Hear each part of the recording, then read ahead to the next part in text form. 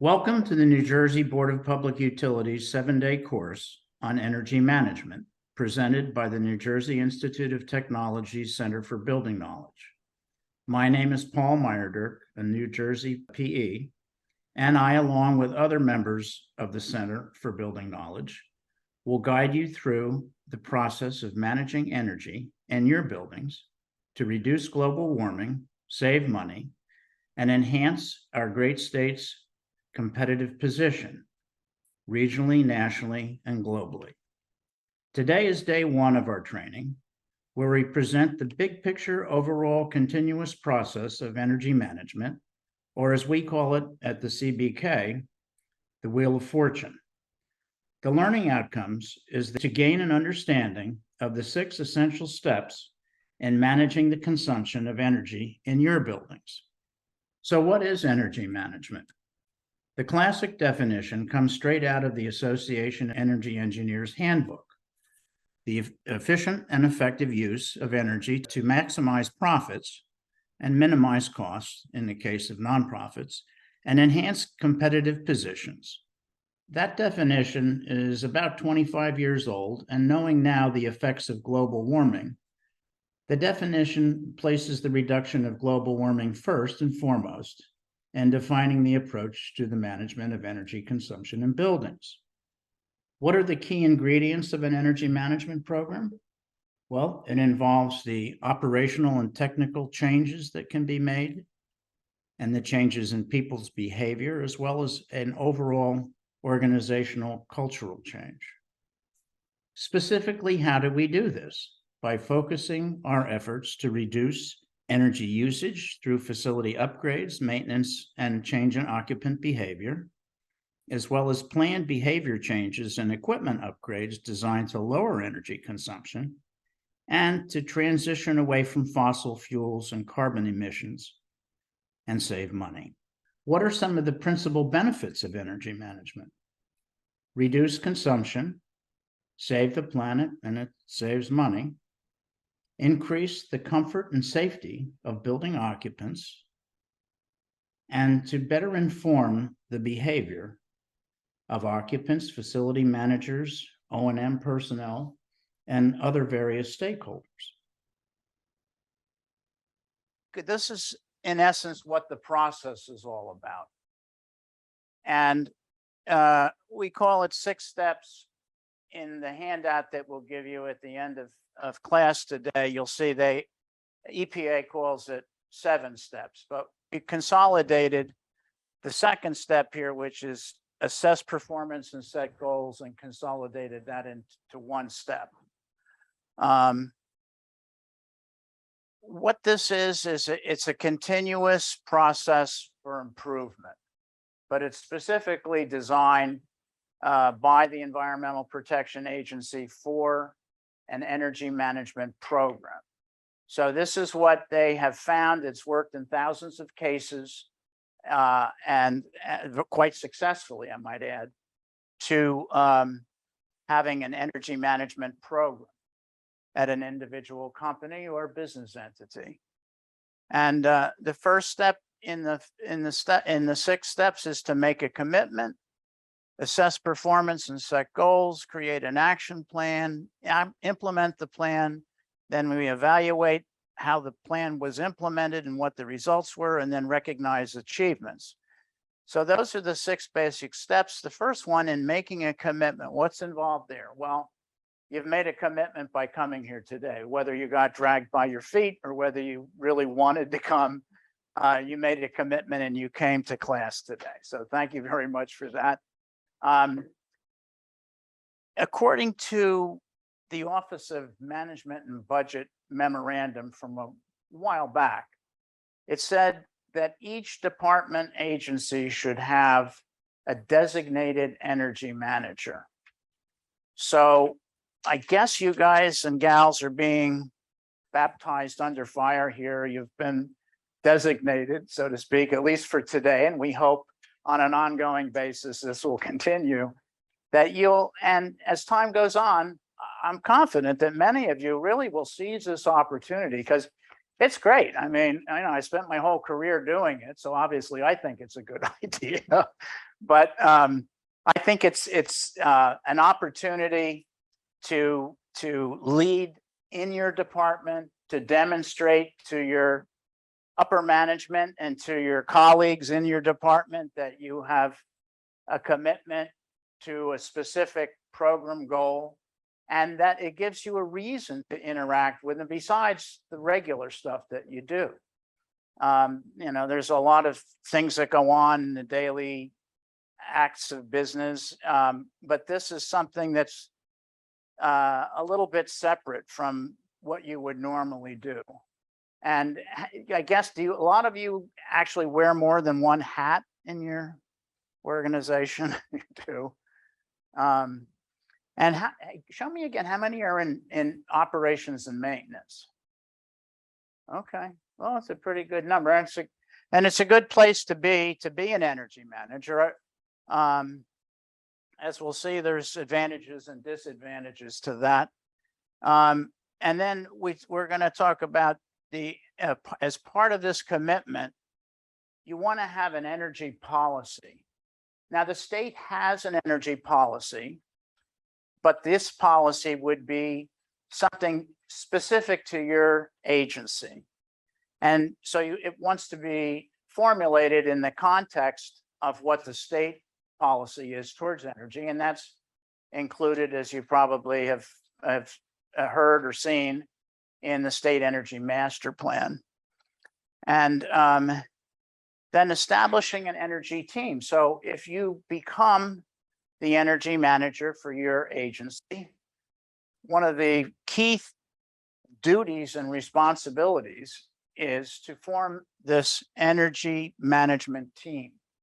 And I think if you do that, you'll find that it's very rewarding, because you get to bring in different factions in your agency, or even outside your agency, people that you interact with that you might normally not have as much contact with.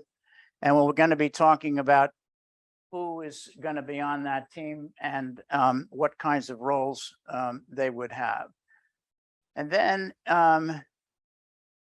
we want to talk about appointing an energy manager. And that would be you, right? Second step we talked about, and this is the second. This should be actually called 1.2, because it's not the second step. We're still in the first step, which is commitment. But instituting the policy, well, as I mentioned, there's a state objective.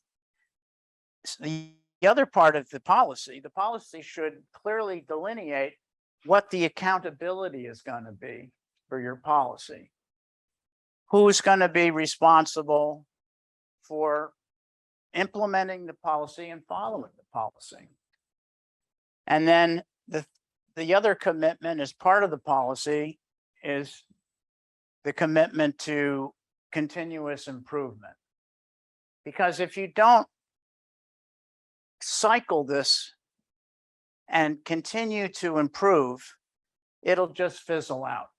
And that's not the object here. We want this to be something on a multi-year basis that you can get involved with and that you can actually grow with. And then you want to promote the goals. A part of the commitment is to promote the goals. And we talked a little bit about the greenhouse gas roles for 2030. But you'll see there's a process as part of this process when we get down to it here in the next step of setting goals. Sure. So you're often when you get goals. So for example, right now, we're all working through it, where your agency is working through the electric vehicle, right?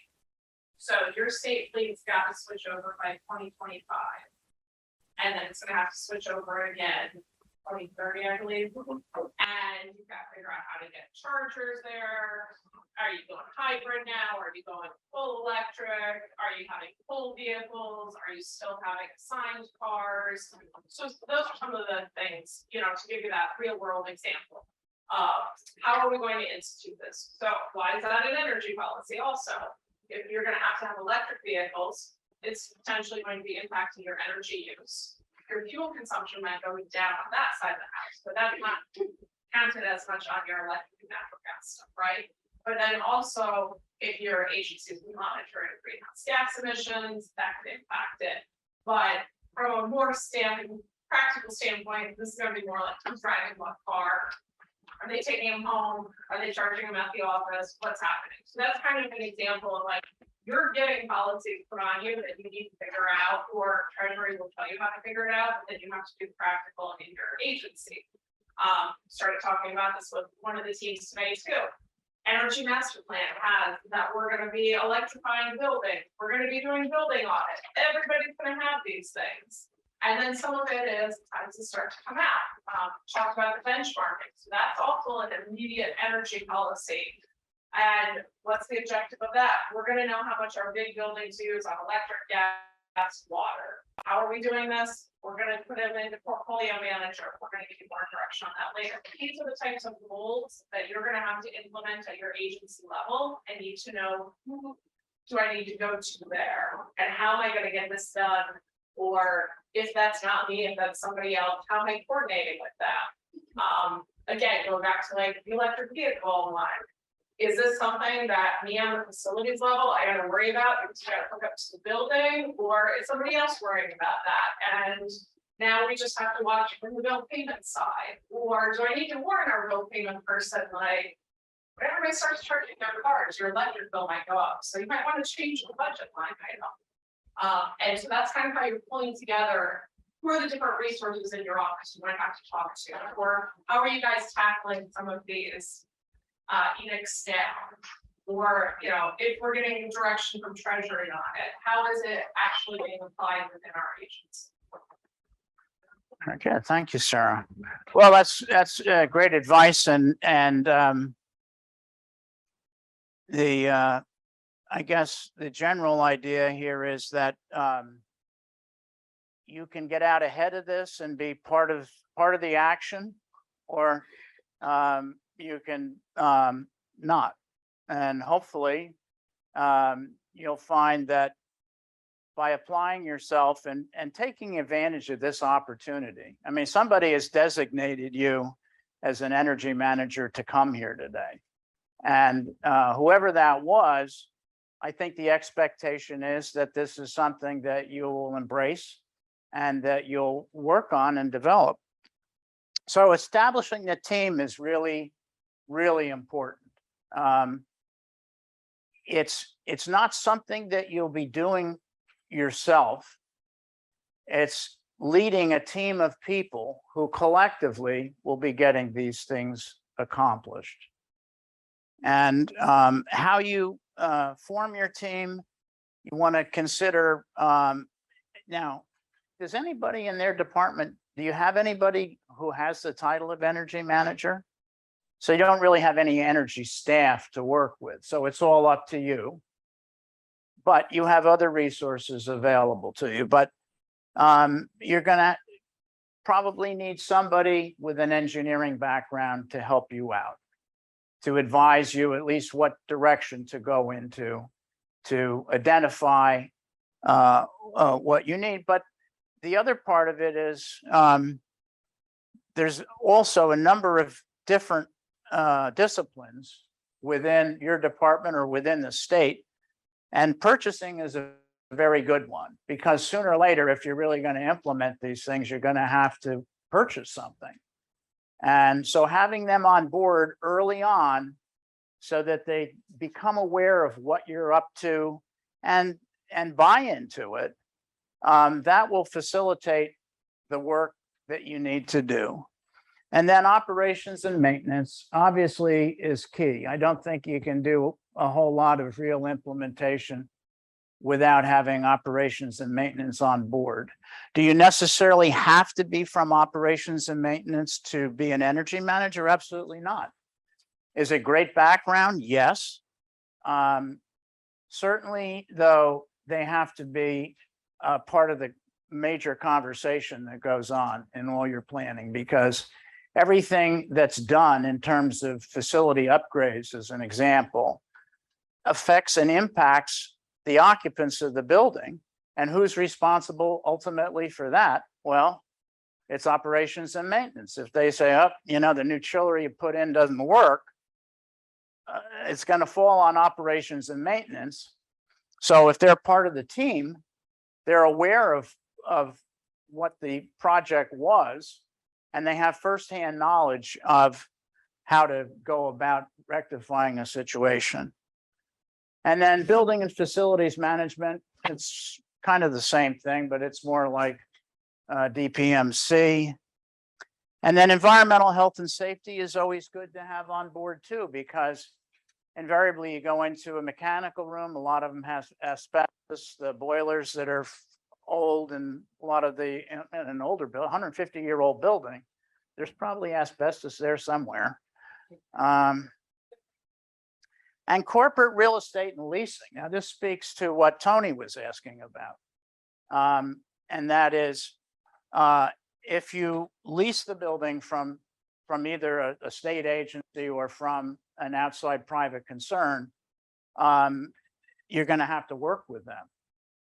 And and then construction management, particularly on larger projects, but even a relatively straightforward project like lighting, it's good to have construction management involved. Why? Because number one, they're construction professionals. That's their business. That's what they do. And they can certainly help you figure out things like how to stage it, how do we set up to have a clean environment for them? How do we reduce the impact on the occupants, things like that, as well as how to do the accounting for a construction project. And then contractors and suppliers, sometimes they can be very helpful. Utilities, I think, are really a preferred member. If you can get somebody from JCP&L or PSE&G or Atlantic City Electric, or is anybody in a service territory other than those three for electricity? So each one of those, and on the gas, I'm sorry, did you say yes? Atlantic City, or okay, you're there. And then on the gas side, of course, you've got South Jersey or New Jersey Natural, and South Jersey, I guess. And is Elizabethtown still operate under Elizabethtown? Yeah. So, but they can be key. And one of the ways, I'll give you an example with lighting, and we'll use lighting as an example throughout a lot of these discussions. I did a project at Rutgers where we did $10 million worth of lighting retrofits, and this was 25 years ago. And we had a company that came in and paid for it all, and they took a portion of the savings, and then there was a portion of this free cash flow that came off the project. So we had to validate if this was real savings. And what we did was we got public service to endorse it. We did all the accounting, we gave it to them, they looked at it and said, yep, they saved X number of kilowatt hours this month, this year, by this lighting project. So they can be very, very helpful in many ways. And I guess you're saying the utilities are handling a lot of the rebates now, or a lot of the incentives, I should call them. Oh, okay. There's a issue, so. Okay. Yeah, I'm the best of Okay, here you go. So.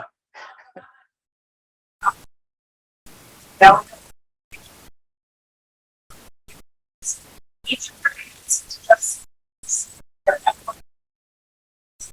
that should be and what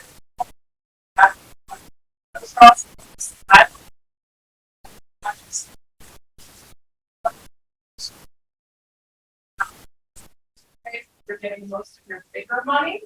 But if you're looking at doing smaller projects, we'll talk about that throughout here too.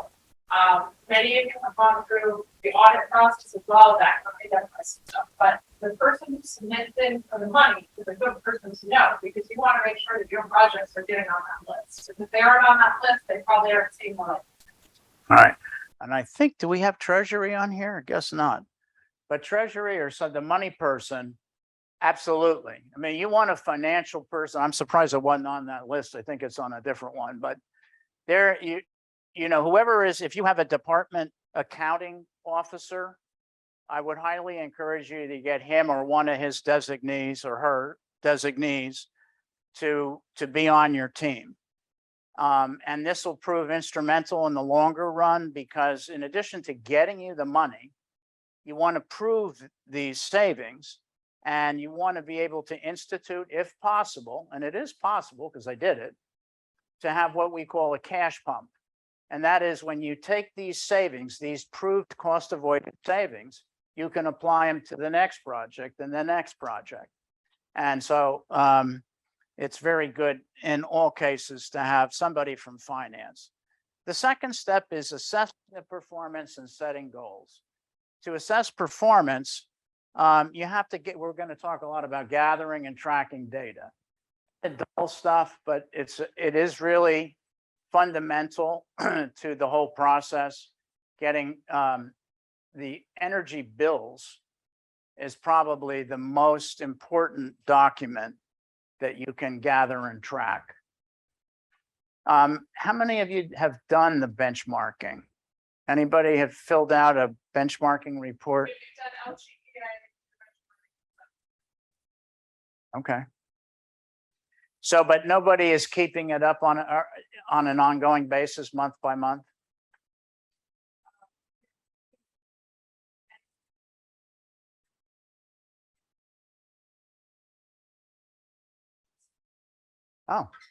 Oh, so you still have Energy Solve? Oh, good. I didn't know if that was continuing. I know Lynn Sutcliffe retired, I think, but it's good that this is continuing. I thought it was a great concept, actually. Do you know what Sarah and I are talking about, the EnerSolve? Okay, everybody knows. Okay. No? Well, you're leased, so that's probably why you maybe not getting it, but you should get in line to get it maybe somehow. So, and one of the reasons that the energy bill itself is so important is that you use that to corroborate your savings and to corroborate the engineering economics for upgrades. So when you make the presentation, which you will, to the finance people and to your upper management, they'll say, well, how'd you come up with these numbers? Well, they're all based on the actual bills from the utilities as a starting point. And those, get translated into some projected savings that you are asking the money for to do the project. And then after the project, of course, you're going to compare the actual savings to your prior bills, and the prior bills are used to establish this baseline we're talking about. Benchmarking, we mentioned, analyzing the data. That's, looking at what these numbers are. And again, this is not rocket science. Really, when you analyze the data, just kind of look at it and think about it. If you look at monthly totals for energy use and dollars expended for energy, and you see that the cost for natural gas is higher in the summer than it is in the winter, as an example, you should say to yourself, well, I wonder why that is. Or your energy usage should go down in what we call the shoulder months, the spring and the fall, when you're not heating so much and you're not cooling so much. You would expect to see some sort of reduction in those months. But there's many more advanced ways of looking, and everything from online EI to other means. And then, as Sarah just mentioned about the audits, the LGEA audits, how many have had an LGEA audit? How many have read the audit? Okay. All right.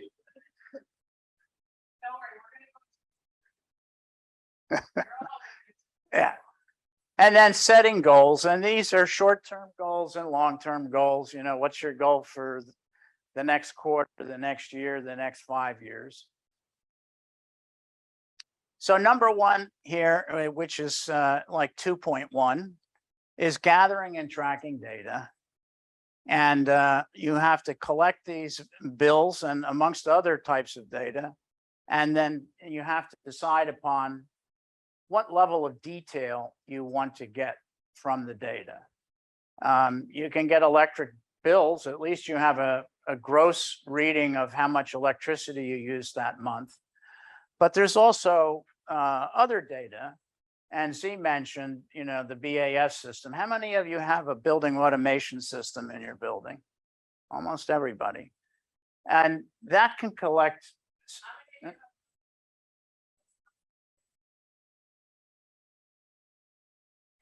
Okay, not too bad.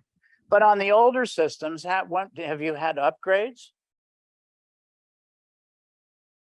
Or is it pretty much original from when it was put in? I think it's probably a mix. Like we have some facilities that have early 2000 BMS systems that we've done upgrades on. We have some that just need to be replaced. Okay. All right. Let's see. Now, accounting for all energy sources, you need to look around and make sure that you're tracking all the energy that you're using. If you have it would be very unusual. The code really doesn't allow it to have two electrical services to the same building, two service entrances, but it has happened, particularly in 150-year-old buildings. It's quite possible. But where's all the gas coming from? Where's all the electricity coming from? Has anybody got oil in their building? One, two, okay. So the oil, the gas, the electricity. We don't talk too much about water. Water's part of it, but let's start with electricity and gas, and we hopefully we can bring that in at some point. Facility data are things like blueprints, operating schedules. What are some other examples? Can somebody think of another example of something, a piece of operational data that's not related to an energy bill?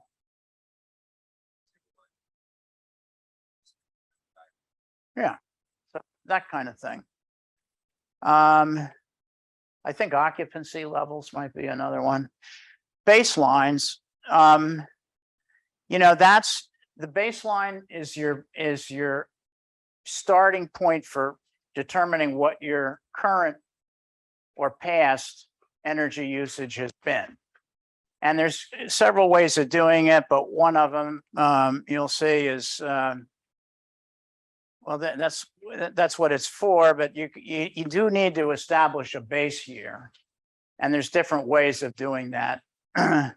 And you can also, or should also, identify what metrics you're going to use. Well, the two basic metrics you're going to need to have are, anybody think of one?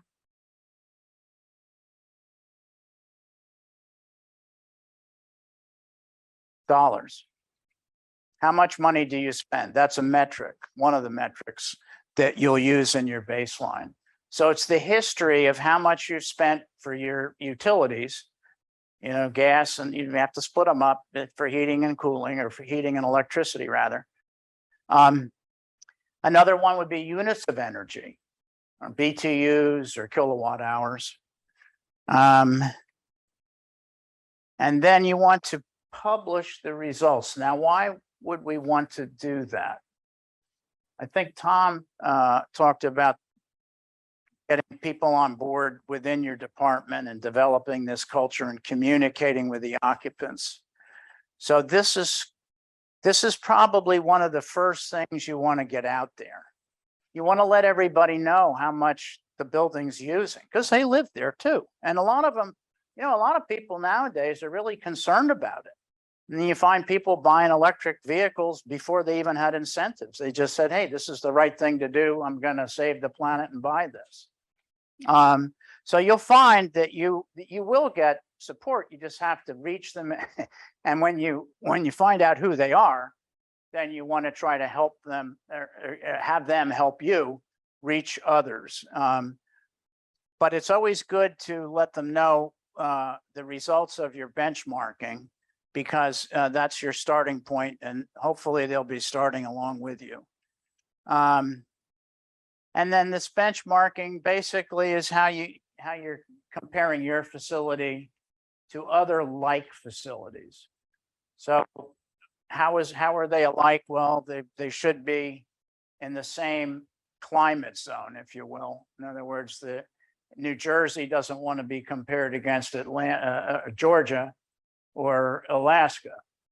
So it's site specific. And then it's also site specific in the type of building and how it's used. Is it a hospital? Is it a school? Is it an office building? Then you compare your results to nationally published results for the types of building, and it's part of this EPA benchmarking process. The portfolio manager we talked about, and that's the benchmarking tool that's universally accepted. There are other benchmarking tools out there, by the way. When I was with Rutgers and UMDNJ, we used the APA benchmarking tool. And it was basically how many BTUs per square foot do you use to heat your classrooms type of thing. And then these are some of the steps then that you want to go through in analyzing the data. So we said profiles. Well, the profile is how much of the energy you use at what time, more or less. And you can break that down into very granular terms. When I look at a building, I like to have a smart meter. And the smart meter I set to give 5-minute intervals. So every 5 minutes, I can see what the electrical load is. It goes up and down, and you can see things coming on and off. It's very insightful. And part of what you will do if you become an energy manager is you'll be an energy detective. You'll start looking around at your buildings. You'll see if it's a nice day, it's a day like today, it's 70 degrees outside. Are we running heating in here? Is the air conditioner on? Things like that. Again, you don't have to be an engineer. You don't have to be an energy professional. You don't have to be in operations and maintenance. But you can identify a lot of these things. And then, of course, the LGEA, and I guess that's still with TRC, right? And TRC, frankly, they're some of the best minds in the business. They're really pretty good at what they do. Conduct technical assessments and audits, the main steps. Now, the expert team that we're talking about here is not your regular energy management team. This is another sub-team. And they're a technical team that's going to facilitate the audit and help identify what you're going to need for the auditor when they come in and do their job. And you want to have some sort of plan. You've identified yourself certain things that you think might be energy opportunities. So that's something you want to discuss with this technical team and for presentation or discussion with your energy auditor. And then lastly, then as a result of that, you're going to have a final report that if it's an LGEA audit and it's done by TRC, then that report will be issued by TRC. And then setting goals, which is, you'll see in the handout, it's step 3, but it's, we've combined it with step 2. And that's, again, these are specific goals that you develop for your own department. And you're going to want to have a scope of what your goal is. How does it fit to your department? And what you feel the potential improvement is going to be. And that potential improvement will largely be determined through your LGEA audit. And then based on that, you're going to pick some goals. You know, this is what we're going to do next quarter. This is what we're going to do this year. year. This is what I'm gonna do over the next 3 to 5 years.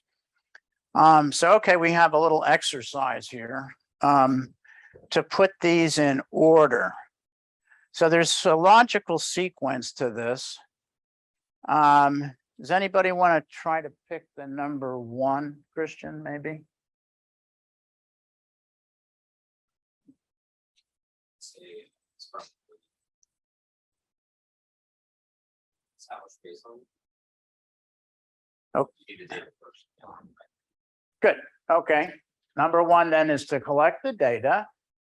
Let's see, who else haven't we heard from? Kimberly hasn't talked to us yet. What do you think the next one would be? And analyze it. Right? I think so. Gathering, tracking the data. Then we have to analyze it.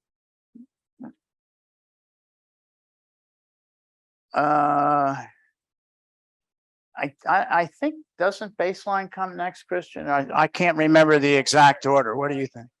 Analyze or do something if you don't know what your goal is. Yeah. Well, because to formulate your goal, you have to have some idea of what the potential is for improvement. So in order to determine the potential, you have to analyze the data.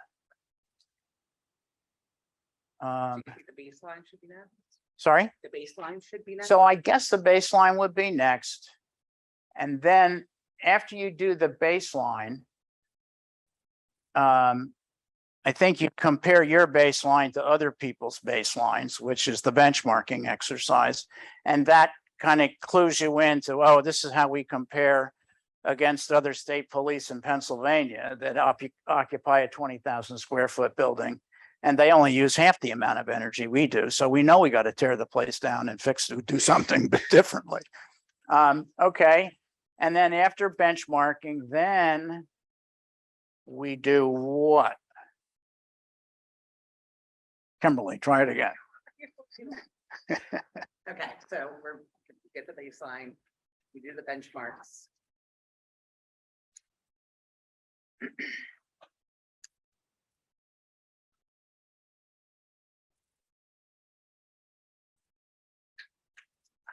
The audits? I don't even know. I'm going to suggest you were right the first time.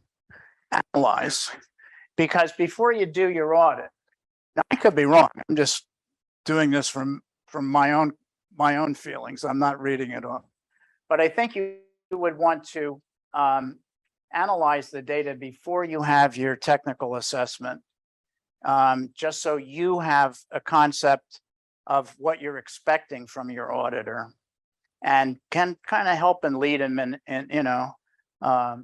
what they should be looking at. And then lastly, I guess we set the goals, right? All right, so the third step is creating an action plan. Now, this is not taking action, unfortunately. It's the dull old process of planning again. So we got to plan to have our actions. What are we going to do? And there's an old saying, Carrier University talks about, we have to plan the work and work the plan. So that's what you want to do. In this phase, you're just planning. You're not actually doing. I like to just jump in and do it. In the early days, we didn't have a large process like this. As I said, and I'll repeat, if I knew then what I know now, I would do this. But we want to create an action plan, a plan to then. So we want to define what the steps are in the plan, both technically and through the audit process. And then we want to define what it is that we want to do. We want to take the data center and upgrade it to do, to use the waste heat off of the data center to help heat the building in the summer, things like that. And that would be one particular piece of action that you would do as part of an overall plan. And then in your targets, you want to have timelines. In setting goal setting, has anybody ever read the book Think and Grow Rich by Napoleon Hill? It's a book that Andrew Carnegie paid to have authored back in the 20s or 30s. And he was always very curious because there were some people that seemed to be of similar backgrounds and similar education, similar cultures that became very rich and others that were dirt poor. So he employed Andrew Carnegie, paid Napoleon Hill to write this book for him. And he did research for a couple of years and interviewed Henry Ford and people like that to find out what it was about them and what they did that made them so successful. And one of the things he found was goal setting. In fact, it was one of the principal things. And in that goal setting process, there's always this timeline element. You know, I want to lose 20 pounds in 6 months by this particular date.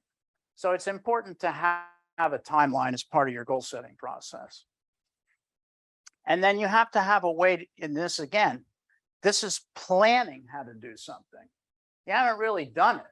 This is the plan to how you're going to have your tracking system. So you think about it before you jump in. So you have a plan as to how you're going to track your data. And you have part of the plan already in place. If you're getting this information from Enersol, that at least is giving you on a regular basis, you're getting how much energy and how much you're spending every month, and that report's available. Then there's going to be more things. And part of the tracking system really, as Z pointed out, is if you can build it into your energy management system, that would be great. Data that you're going to collect, operational data, things like run times, or better yet, if you can identify certain areas of large energy use. Let's suppose you've got just the data center or a particular piece of computer equipment that draws a lot of power. Maybe you want to submeter that piece of equipment. And then you want to have maybe that submeter go into the energy management system and have the energy management system report every month how much that particular computer bank consumed in terms of electricity. So a tracking system, a plan to how you're going to track. Then you want to plan and determine who's going to do what on your team. People that are inside your department, and then you may have people outside your department. You may have an engineer that you work with, you may have a vendor, somebody that has a role outside of your department. And then you want to have performance metrics for your contractors. If you have a contract and you're going to hold the contractor responsible for the performance of the particular upgrade they did, you want to identify what that is. It's going to save X number of kilowatt hours per year or per month. And that should be identified in your roles and responsibilities plan. And then determining the resources you're going to need, people and money mainly. And you're going to define that. And then, of course, you're going to call Sarah and ask her for the money. So there are other places. And of course, there's the ESIP funding mechanism. Does that goes through you too, right? Yeah. So Sarah could very well be your best friend, as she said, because you're going to need money to do these things. Okay, next step is actually, this is where you finally get to do something after all this planning. And this is where you implement your project. And again, another plan. We didn't even do anything yet. We still have to do another plan, but you have to plan how you're going to communicate the implementation of your project. So you want your constituents, the other occupants in the building, the other people in your department, and most importantly, people like operations and maintenance, if you're not doing it yourselves, and upper management. So you have a plan. Okay, we're going to implement. We're going to change out all the lights in the building. And you want to communicate that to everybody so that when the guy shows up in their office to take the lights out, he has some idea of what's going on. And you want to raise the awareness of energy usage in general. And you want to gain the support of management, which I think it was a Tony that mentioned that, or somebody. Tom, was it you? Gaining support from upper management. So it's always a challenge. It's something. I will say this: as you work at this and you start to develop a plan, you'll get discovered. They'll know who you are, and it should be very good for you personally, but most importantly for the department. Build capacity, motivate. You want to track and monitor, and then as building capacity is your team, giving them the capacity to do this work. They're going to probably need some sort of training, and you also want to have some sort of a knowledge and information system that, and this is part of that. I mean, this is a knowledge and information system that you're experiencing right now. So that will build capacity for you, and that will transfer to the other members of your team and the people in your department. And we talked about regular updates to monitoring energy use. But you have to do this again. This is now in the implementation phase. Before, we were talking about the baseline and collecting data in the pre-implementation phase, before you implemented some sort of energy conservation measure. And so you want to have a method of regularly updating and disseminating that information. Okay, so now after you've done all these things and you've implemented it, now you have to see overall what the results were. How effective has it been in terms of saving money, energy, units of energy? And compare your baseline to your new usage, and you compare your projected energy savings and dollar savings you compare that to what the actual is, because you'll be getting actuals now in post-implementation, right? And then, well, this is what it is. You want to review the action plan as part of it, understand what worked and what didn't. And you want to make this evaluation a continuous effort. And you want to look at how effective was it, as opposed to how efficient it was. How effective was it? And this is where sometimes it can be a challenge. You do something good, it's going to save a lot of money, it's going to save a lot of energy, but maybe it doesn't work for all the people in the building for whatever reason. And then you want to reward people for accomplishment. You should be rewarded for doing this. The people on your team should be rewarded. And it may be a national recognition, could be at the state level, it just could be amongst yourselves. And then you want to leverage your benefits for future initiatives. That's what I talked about, the cash pump. I mentioned that. So these are the things that you measure.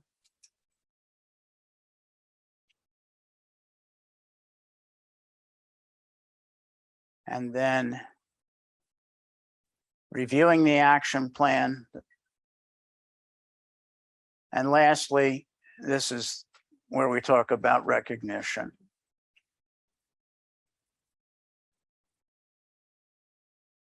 Okay, what are we going to discuss? How could recognizing achievements in energy management fit other recognition programs in your agency? Sure. Before we jump into discussion. Yeah. So we are already doing this. May or may not be there. But I popped down on the table, get you guys more is the state energy report. So 3 years ago, the Energy Capital Committee had a request from Treasury, and they said, we need better metrics to determine who's getting money. So we pulled all your consumption, and we pulled your LVM square footage. And then we were able to determine a cost per square foot. State buildings are slightly higher in costs than regular commercial and industrial buildings. So maybe normal price is $2 a square foot. Majority of our buildings were over $12 a square foot. So then we were able to kind of use that metric as a way to look at where we prioritize it, where we planning, who are our biggest consumers. Recognize we have 24/7 operations, we have office operations, we have unusual operations. Being able to have some more of these data points so that as those requests are coming in, saying what's happening. So within here, we now put out our annual list of what did you spend? What did you use? How many square footage do you have? How many buildings do you have? And it's broken down by different agencies. This is something the governor's office reads as well. And this is last year, which would have been the previous fiscal year's data. Right now, that's something that Z and her team are pulling together. So all of the energy bills have come in for fiscal 21, 22, all right. And so we're pulling all of that data now and looking at it. And we're gonna be working on that report for the next round. Again, there's baselining in there of how have we been using power over the years, what are we spending on it, what are the agencies spending, what are the square footage, what are the number of buildings, what are other things. So again, kind of when we're talking about those policy impacts that are hitting you without you knowing, this is one of them. So we've got the overall state perspective. And then some of that is also looking at where do we need to funnel money? Who's some of our biggest users? Who also gets forgotten? Like I can tell you, I'm funding a project at the Bug Lab. The Bug Lab never got consideration because there's like 12 people there and 50 million bucks. I don't like stink bugs. I don't like solder lanterns. I will admit I biasly handed out money. But they produce the bugs that go out to eat the bugs I don't like. But again, like that's something else where like that would have been a facility that maybe wasn't on a high list, or maybe it was because it's the biggest consumer for agriculture. So, you know, what have we done to target their buildings? But there's other ones as well too. Like labor, you got an HVAC coming your way. But some of that's also identified through having the audit done. These are the types of things that we're going to talk about over the course of your learning. How do we identify? Where are we plugging in? What are we doing? And thinking about that, but also for your awareness too, like these are things that other people are seeing. These are things of how are we comparing agencies? How are we comparing building usage? So just kind of wanted to bring that to your attention too. We'll share with you the latest report once that's done. But this is something else to kind of mull over, see what's out there about you guys. I know Justine has reached out to us to say, wait a second, your numbers, you signed up us a little bit more, and they were quite up with what we have, and we dive into it. Now, if you are in a treasury-owned building, treasury may pay your bills, so that data may be slightly skewed that way. But again, you can pull your individual building data, we can look at that. And see what happens, or if you're an agency that has somebody else pay your bills, and then you pay them, that may also be a little off. But for the most part, you know, this is kind of like the big picture, and then we can go and dive down into agency specific, but just wanted you to be aware as well, like there's other people who are looking at this. Yes, we are preparing this, so some of that data is out there.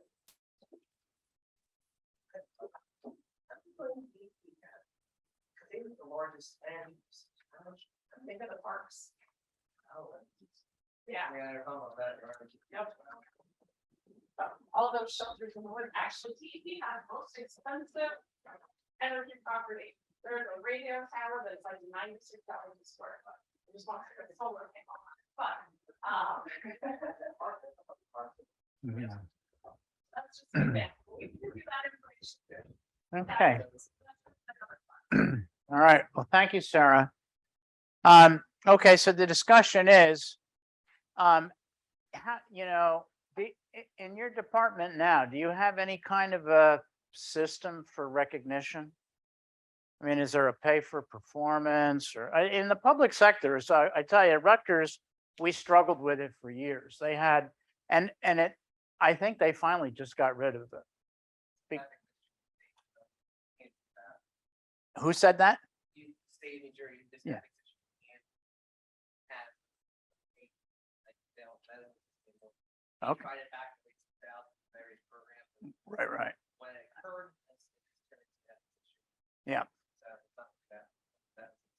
All right, so what we're, I guess, would like to do is to take, again, 2, 3, 4, or 5 minutes to talk amongst yourselves at your table, what your ideas are about how you could recognize achievement for yourself, for your team, and for the department. And, anyway, there are some ideas that'll be in the handout too, but we were curious as to what your ideas might be. So let's break and talk for a few minutes and we'll get back in 4 minutes, let's say. It's at 11 o'clock. It's 10:56 now. Now, we could always have the BPU people participate in this discussion. Why don't you guys go first? All right, so think WrestleMania. We're going to award belts. Which building is going to be our superstar champion of energy savings? Commissioner's gonna hand it out. They're gonna compete for it. That's our idea. That's a great idea. That's a very good idea. Yeah, I like that. All right, Anthony, what'd your guys come up with? So like Michael said, there isn't exactly like achievements, bonuses and stuff like that. So basically we talked about just like the satisfaction of just saving your building money for like OIT, building manager, like you could save money at your facility. Yeah, Really the satisfaction. I think it's something you take with you. No, I think that's great. So it's self-recognition in a way, right? But it's, something you can brag about too, right? So, okay, let's see. We'll kind of over here and ask Terry, what did you guys come up with? Well, the governor has initiated, right? Special group, but then go in front of the governor. If you're chosen, if you're chosen, then. That's a great idea. This is something you submit for, say, every year or something? Okay. I like that one. Honey, what'd you come up with? You With, guys. internal, like recognition. Or recognition. Uh-huh. That makes up. Yeah. Within your, Yeah. Okay, well, I think that's Brad, how about your group? Using the art system, which is the launch review system for the state, putting a significant event there, so it kind of tracks with you. So as part of your annual performance appraisal process? Excellent. Excellent. Okay, Lucy.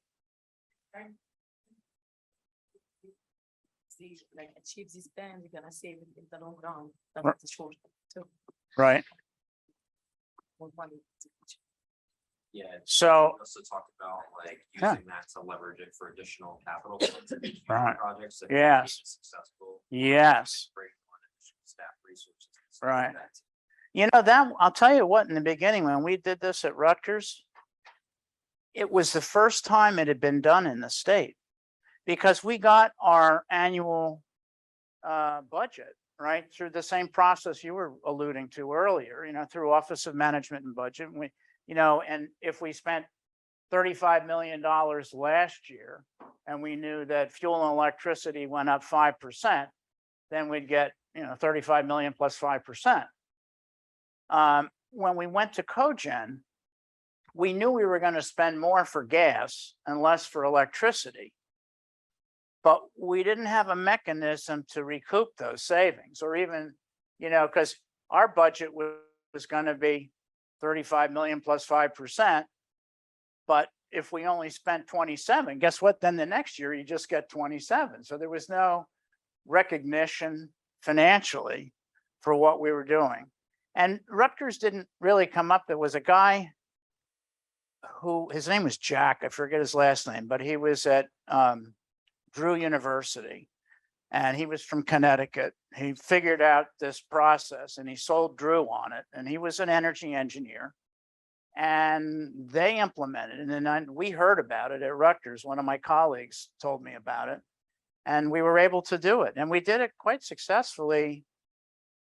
I mean, we banked 20 some odd $million and used it for further stuff and also to do deferred maintenance and other things. Unfortunately, then when a budget crisis came, the money got reduced. They didn't take it all away, but instead of getting 3 million a year, we got maybe 1 million a year. Yes, Terry.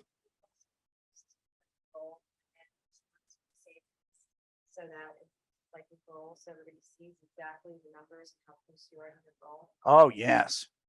Yeah, no, I think that's a really good idea. And that's been done and it's a lot of work.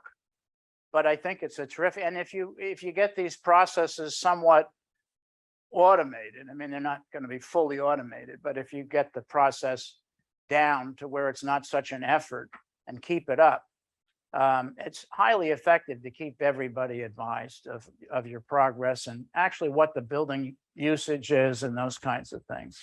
Yeah. Let's see, who haven't I talked to? Anybody here on the discussion? Yes, Chris or Christopher. Yeah, we just talked about getting recognition from the monitoring from the commissioner. Doing a write-up in an email or on the department website. Uh-huh. All right, I think those are all excellent ideas. And we're going to have now, the best part of the program is the 15-minute break. So we're going to take a 15-minute break. We're going to come back. We're going to go through a slide deck about the role of the energy manager, which you'll see is somewhat repetitive, but it's from a slightly different perspective. And we'll roll through that. And then at 12-ish, we'll break for our lunch. Okay. All right. Anything else you want to add, Sarah, before we break?